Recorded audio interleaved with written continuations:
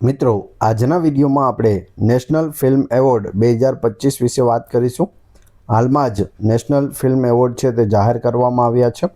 તો આવનાર બધી પરીક્ષાઓ માટે મોસ્ટ આઈએમપી એમસીક્યુ પ્લસ માહિતી એ પણ ફોટા સાથે જોઈશું, જેથી સરળતાથી તમને યાદ રહી જાય।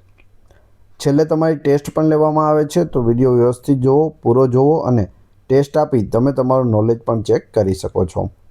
એ સિવાય ફ્રીમાં આની પીડીએફ પણ તમને પ્રોવાઈડ કરાવવામાં આવે છે।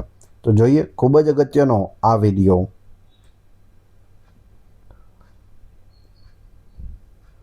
રાષ્ટ્રીય ફિલ્મ પુરસ્કારો એ ભારતમાં સિનેમાના ક્ષેત્રમાં આપવામાં આવતા સૌથી પ્રતિષ્ઠિત પુરસ્કારો છે।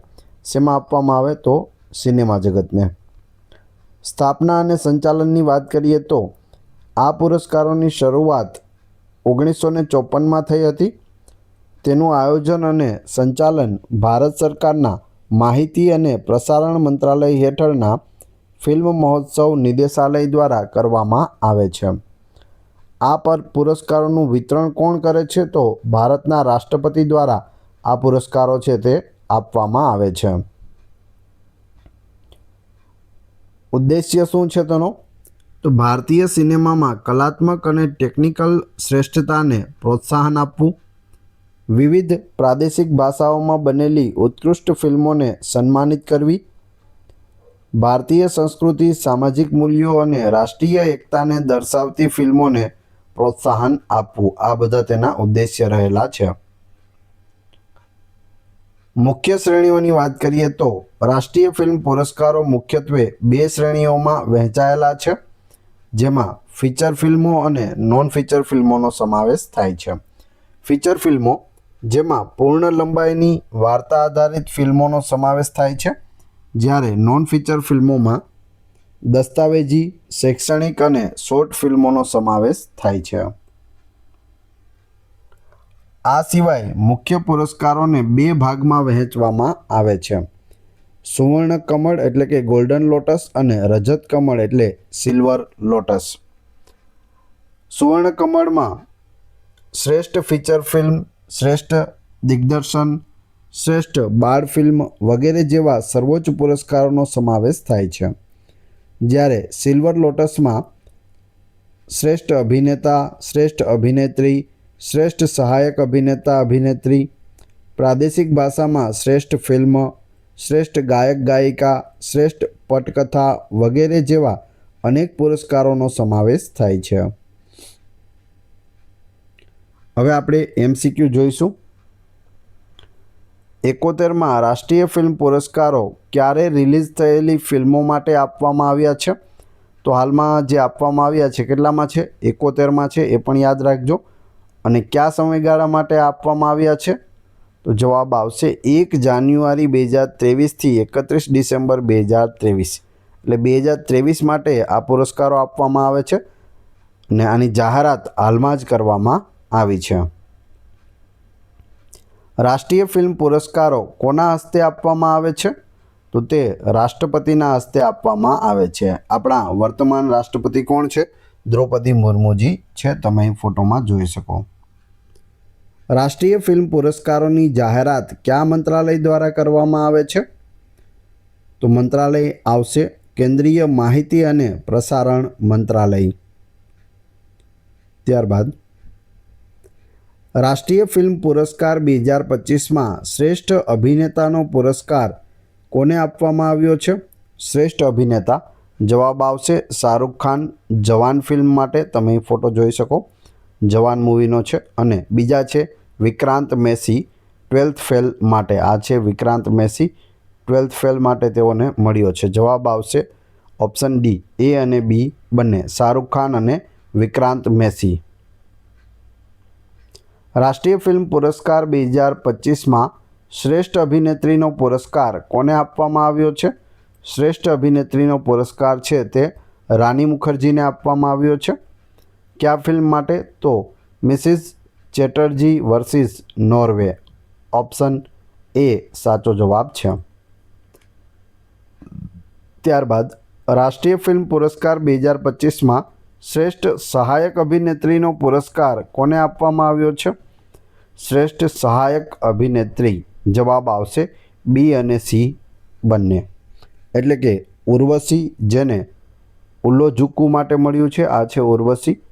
અને બીજું છે જાનકી બોડીવાલા, જેને વશ મૂવી માટે મળ્યું છે, આ છે જાનકી બોડીવાલા. હવે જાનકી બોડીવાલા આપણા ગુજરાતી છે, તો ખાસ યાદ રાખજો. શ્રેષ્ઠ સહાયક અભિનેત્રીનો એવોર્ડ જાનકી બોડીવાલા કયા ફિલ્મ માટે? વશ માટે. ત્યારબાદ રાષ્ટ્રીય ફિલ્મ પુરસ્કાર 2025માં શ્રેષ્ઠ સહાયક અભિનેતાનો પુરસ્કાર કોને આપવામાં આવ્યો છે? શ્રેષ્ઠ સહાયક અભિનેતા વિજય રાઘવન પુક્કલમ માટે અને મુથુપેટ્ટાઈ સોમુ ભાસ્કર પાર્કિંગ માટે. તમે અહીં બંનેના ફોટો જોઈ શકો છો. જવાબ આવશે ઓપ્શન ડી, એ અને બી બંને. રાષ્ટ્રીય ફિલ્મ પુરસ્કાર 2025માં શ્રેષ્ઠ ફીચર ફિલ્મનો પુરસ્કાર કોને આપવામાં આવ્યો છે? શ્રેષ્ઠ feature film 12th fail. Option A સાચો જવાબ છે. તો 12th ફેલ માટે એવોર્ડ છે તે વિક્રાંત બેસીને બેસ્ટ એક્ટર માટે પણ મળેલો છે અને શ્રેષ્ઠ ફીચર ફિલ્મ માટે પણ આ મૂવીને એવોર્ડ મળેલો છે. તો બંને યાદ રાખજો. રાષ્ટ્રીય ફિલ્મ પુરસ્કાર 2025માં શ્રેષ્ઠ હિન્દી ફિલ્મનો પુરસ્કાર કોને આપવામાં આવ્યો છે? શ્રેષ્ઠ હિન્દી ફિલ્મ જવાબ આવશે કટહલ એક જેકફ્રૂટ રહસ્ય. Option D. તમે અહીં કટહલનું ફ્રૂટ છે તે જોઈ શકો છો. રાષ્ટ્રીય ફિલ્મ પુરસ્કાર 2025માં ગુજરાતી ભાષામાં શ્રેષ્ઠ ફિલ્મનો પુરસ્કાર કોને આપવામાં આવ્યો છે? શ્રેષ્ઠ ફિલ્મ જવાબ આવશે વશ. તમે અહીં જાનકી બોડીવાલાને જોઈ શકો. શ્રેષ્ઠ સહાયક અભિનેત્રી તરીકે પણ તેમને એવોર્ડ મળેલો છે અને શ્રેષ્ઠ ગુજરાતી ફિલ્મ કયું છે? તો એ પણ વશ છે. તો બંને યાદ રાખજો. રાષ્ટ્રીય ફિલ્મ પુરસ્કાર 2025માં શ્રેષ્ઠ પ્લેબેક સિંગર મેલનો પુરસ્કાર કોને આપવામાં આવ્યો છે? શ્રેષ્ઠ પ્લેબેક સિંગર મેલ જવાબ આવશે PVNS રોહિત. ઓપ્શન એ સાચો જવાબ છે. ત્યારબાદ રાષ્ટ્રીય ફિલ્મ પુરસ્કાર 2025માં શ્રેષ્ઠ પ્લેબેક સિંગર ફિમેલનો પુરસ્કાર કોને આપવામાં આવ્યો છે? શ્રેષ્ઠ પ્લેબેક સિંગર ફિમેલ. તો અહીં જવાબ આવશે શિલ્પા રાવ. ઓપ્શન ડી સાચો જવાબ છે. રાષ્ટ્રીય ફિલ્મ પુરસ્કાર 2025માં શ્રેષ્ઠ ડોક્યુમેન્ટરી ફિલ્મનો પુરસ્કાર કોને આપવામાં આવ્યો છે? શ્રેષ્ઠ documentary film God, vulture and human. Option A સાચો જવાબ છે. God, vulture and human. રાષ્ટ્રીય ફિલ્મ પુરસ્કાર 2025માં શ્રેષ્ઠ ડેબ્યુ ફિલ્મનો પુરસ્કાર કોને આપવામાં આવ્યો છે? શ્રેષ્ઠ ડેબ્યુ ફિલ્મ આત્મ પેમ્ફલેટ. ઓપ્શન બી સાચો જવાબ છે. તમે અહીં પોસ્ટર પણ જોઈ શકો.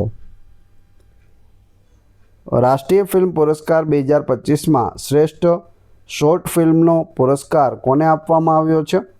શ્રેષ્ઠ short film Gidh the scavenger. Option C સાચો જવાબ છે. રાષ્ટ્રીય ફિલ્મ પુરસ્કાર 2025માં શ્રેષ્ઠ નોન ફીચર ફિલ્મનો પુરસ્કાર કોને આપવામાં આવ્યો છે?